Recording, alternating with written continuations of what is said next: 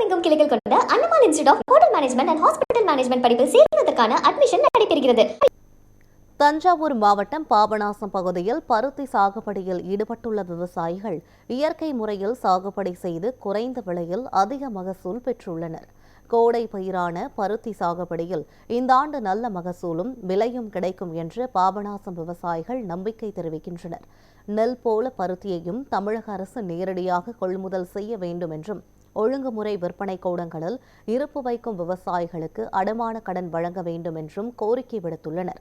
மேலும் பருத்தி விவசாயிகளுக்கு 5% வட்டியில் அதிகபட்சமாக 5 லட்சம் வரை பொருளீட்டு கடன் வழங்க வேண்டும் என்றும் தமிழக அரசுக்கு விவசாயிகள் வேண்டுகோள் வைத்துள்ளனர். இயற்கையான முறையில காலங்காலமாக பருத்தி கோடை சாகுபடி செய்து வருகிறேன். இதுல நிறைய இடைவெளி விட்டு இந்த பருத்தி சாகுபடி செய்யும் போது நிறைய காய்கள் காய்க்கிறதுக்கும் மகசூல் அதிகமா எடுக்கிறது பிளானோட செஞ்சிட்டு இருக்கேன். இந்த இடைவெளியினால பூச்சி தாக்குதல்ல இருந்து விடுதலை ஆகுறேன். அதனால இந்த மாதிரி விவசாயிகள் அனைத்து விவசாயிகளும் இந்த மாதிரி இடைவெளி விட்டு பருத்தி சாகுபடி செய்வதன் மூலம் அதிக மகசூலை எதிர்பார்க்கலாம். 100க்கு குறைத்தெல்லாம் 5 குவிண்டல் குறையாம கிடைக்குது. பருத்தி அறுவடை காலம் வந்துருச்சு. ஒரு ஒழுங்குமுறை விற்பனை கூடத்துல பருத்தி விலைக்கு ஏலத்துக்கு போகும்போது நல்ல விலையை எதிர்பார்க்கிறோம்.